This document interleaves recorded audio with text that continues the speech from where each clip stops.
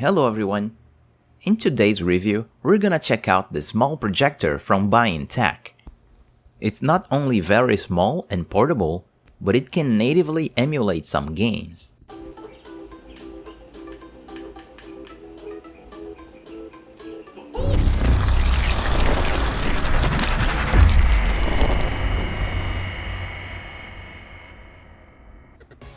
Starting with the unboxing, well, they don't have the best box art in the planet.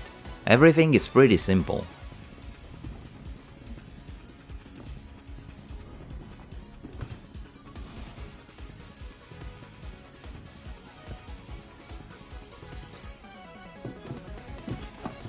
But everything is well protected inside.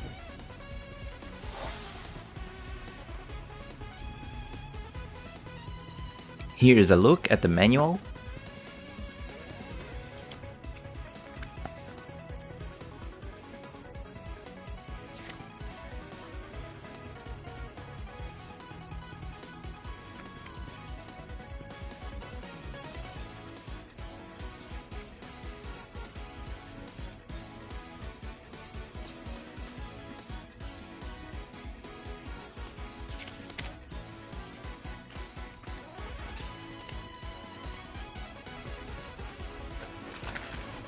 In the box, you get a remote control for the basic functions,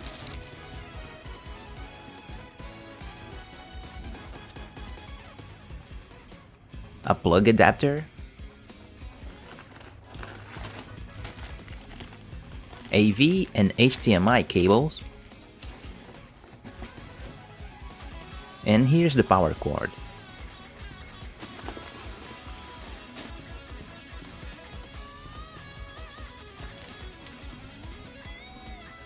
What impressed me is that this projector is very small. It is even smaller than a Switch game case.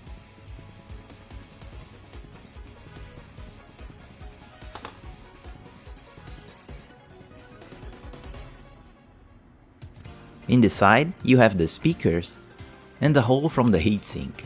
In the back, you have an HDMI input, a headphone jack, an AV input, and a USB port. And this slot is for the air intake. On this other side, you have the power plug and another speaker and another hole for the air exhaust. On the top, you only have a power button. You must operate this projector with the controller or with a mouse attached.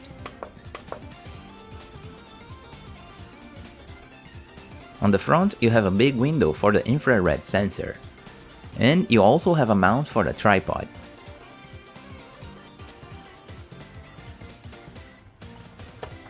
Here is a filter for the air intake. You must clean it from time to time.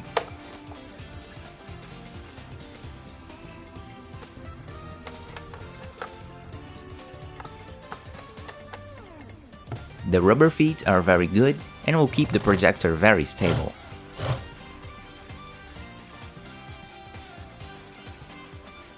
For the testing, I set up this projector at 1 meter and 40 centimeters or 55 feet.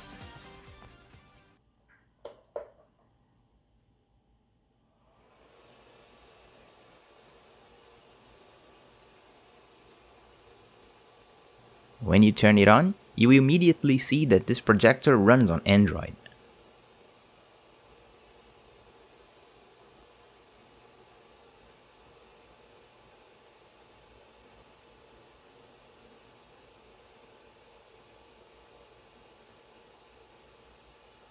In the home screen, you have immediate access to some streaming apps.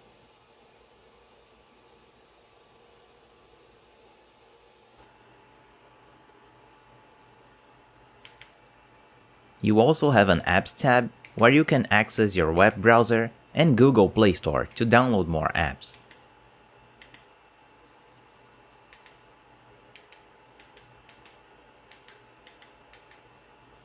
On the Video tab, you have some video recommendations, and clicking on any of those will take you immediately to YouTube.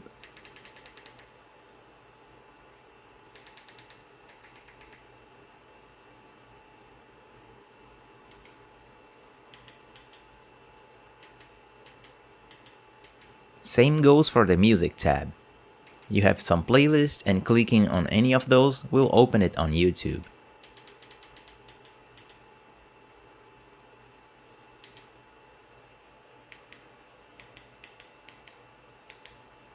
On the Settings tab, the network icon will allow you to connect to your Wi-Fi.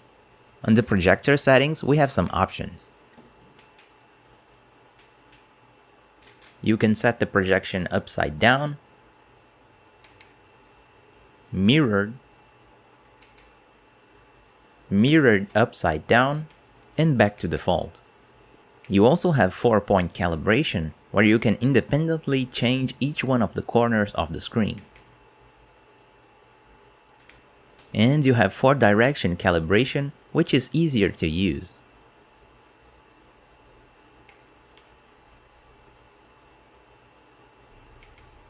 You also have automatic vertical calibration. This will use the gyro sensor on the projector to automatically calibrate the screen vertically.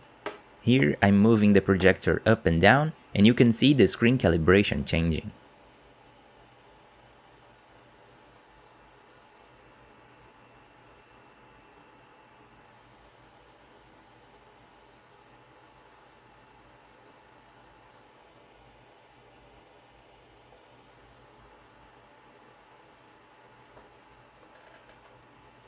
And on the screen zoom settings, you can zoom out. Keep in mind that zooming out will sacrifice picture quality.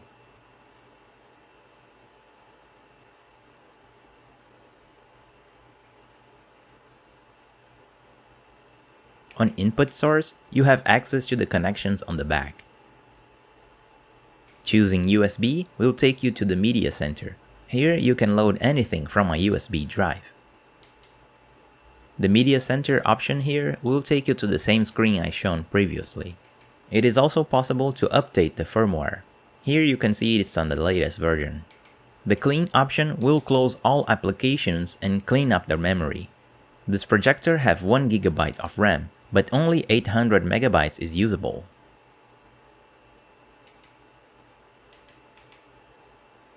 On the System tab, the network settings will take you to your internet connection.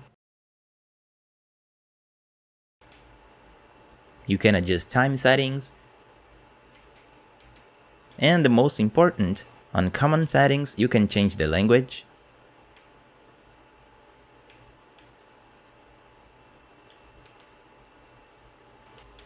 The application management lets you uninstall any apps you want, and you can even uninstall the preloaded apps that comes with the projector.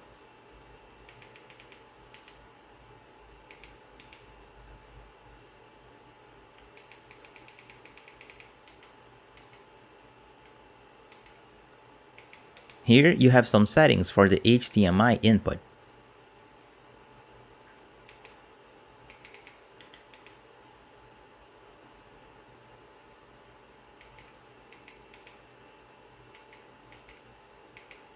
You also have some picture presets too.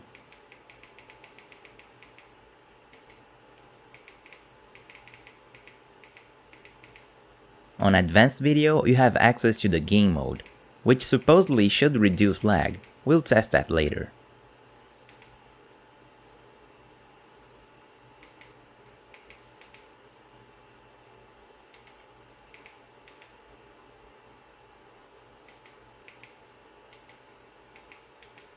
Here's a look at the sound options. You can change the default keyboard.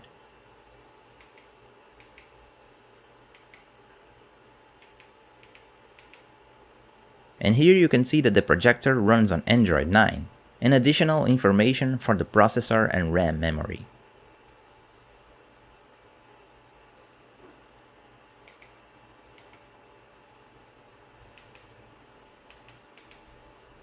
Here you can set the default screen that the projector will show when you turn it on.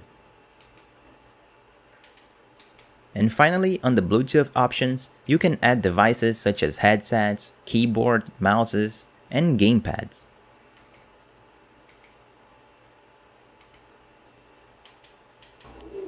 I immediately tested Netflix and everything runs as expected. The picture quality was great and there was no lag or slowdowns.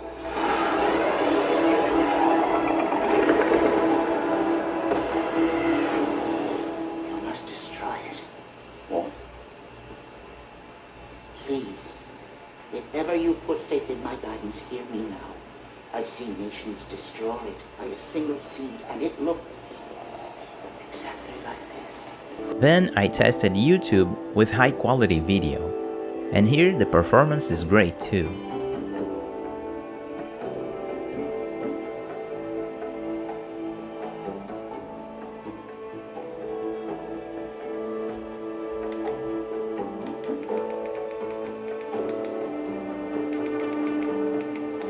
Here's some statistics.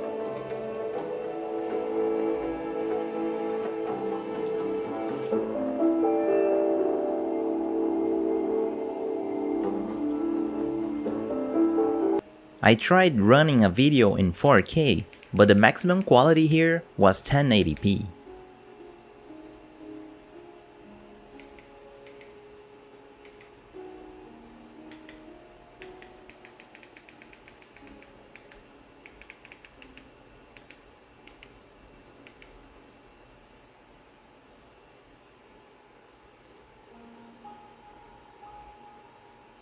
Next, I hooked it up to my Switch and tested some games.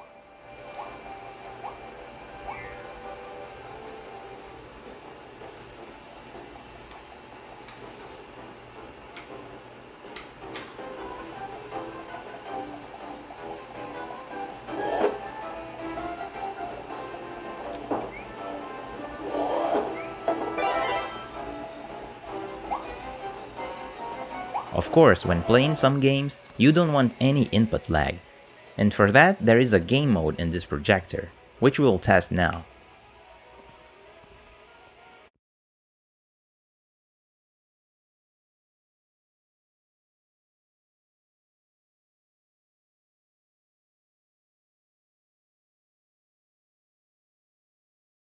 And as you can see, the game mode indeed improves the latency. It came pretty close to playing on a TV, having only one extra frame of input lag. Playing pixelated games on this projector is very good.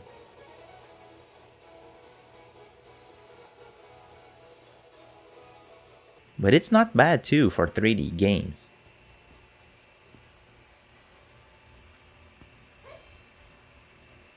Changing the focus is entirely done through the remote control.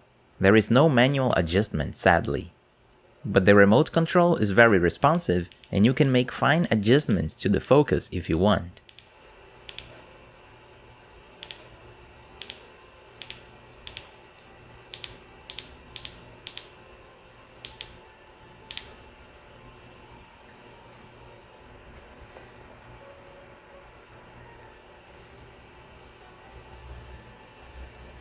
With the low latency of game mode, you can even play some competitive games on this projector.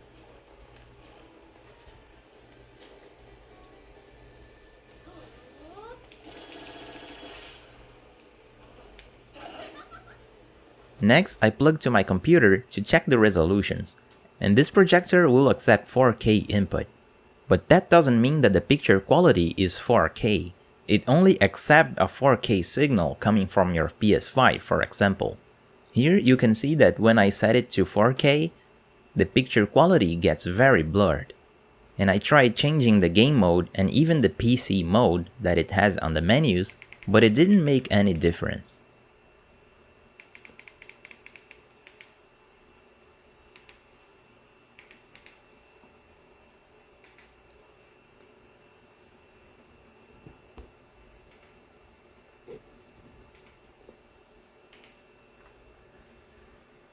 In this close-up, you can see how the text is very blurred.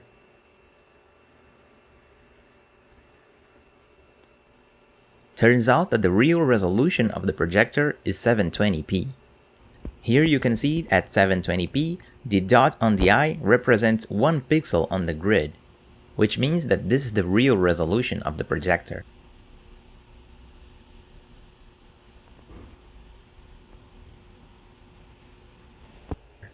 And I noticed that when you have a black screen with white information, you have these rounded reflections on the image. And in the center of the screen, you have this small white dot. I checked and the lenses are clean, so this must be dust on the internal part of the projector. For the reflections, Turns out that this is a problem because of the chrome paint around the lens. I covered it with some black tape to make sure that no light was reflected, and indeed the reflections were gone. And you will see that when I remove the tape, the reflections will come back.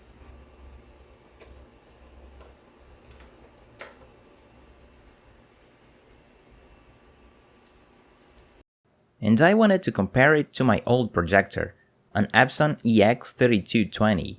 It is pretty old, it was discontinued in 2016, but it was a high quality projector back then. So let's see how it compares. The picture is very dark initially, but as the lamp heats up, it gets brighter. And it gets a lot brighter. After all, this projector has 3000 NC lumens, compared to 250 from the Byintek projector. But the Byintek has a higher resolution. You can clearly see it in the picture here.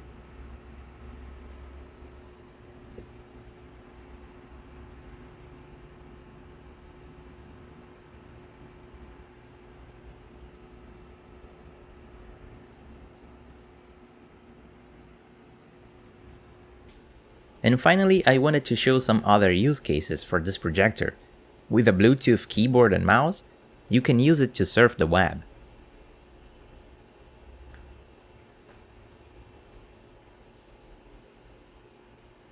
And on Google Play Store, you can download RetroArch and emulators. And I was impressed by the decent performance.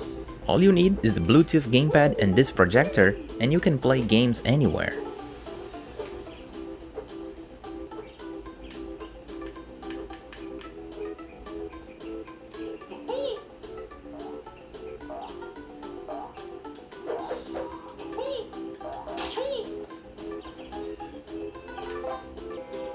And this is running directly on the projector itself.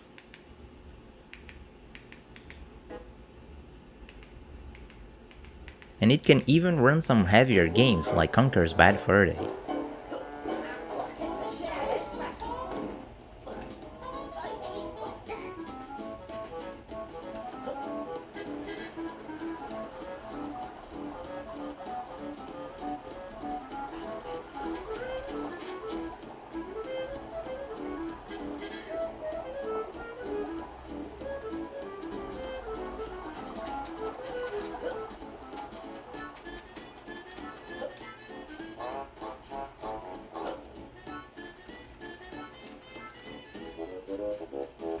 Of course, older games will also run fine.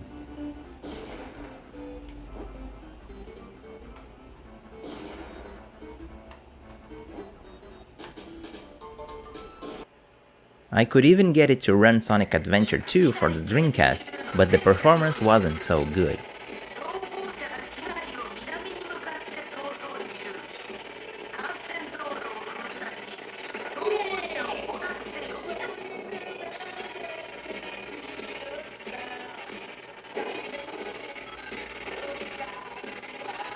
And PSP games didn't run at all, it simply crashed RetroArch. As always, I tried to tear down the projector. I removed all the screws on the base.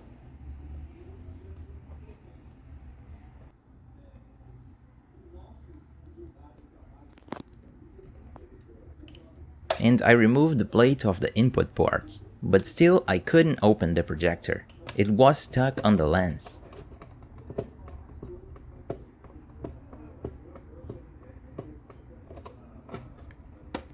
And I checked it, and there is a plastic clip on the chrome section of the lens, preventing you from opening it. So the only way to open this projector is breaking that part. So it is not repairable from the consumer standpoint. And since the projector was fine, I didn't want to damage it. And here's my final thoughts. The Byintek X20 is a good entry-level projector. It is very small and portable, and with an Android OS, it can easily play back all kinds of media. It is also well suited for gaming with a low input latency, and the capability of running emulators internally makes it even better. There is only one major downside, that is in order to adjust the focus, you can only use the remote control, meaning that if you lose or break it, you won't be able to adjust the focus anywhere. All of the other settings can be accessed with a mouse or a keyboard plugged to the USB port, but there is no focus adjustment on the system settings. That problem can be easily fixed with a system update from Byintek. If they do release an update, I will pin a comment on this video. And that's it for this review. If you like my content, consider subscribing to the channel. Leaving a like or a comment helps a lot too. As always, thank you for watching, and I'll see you next time.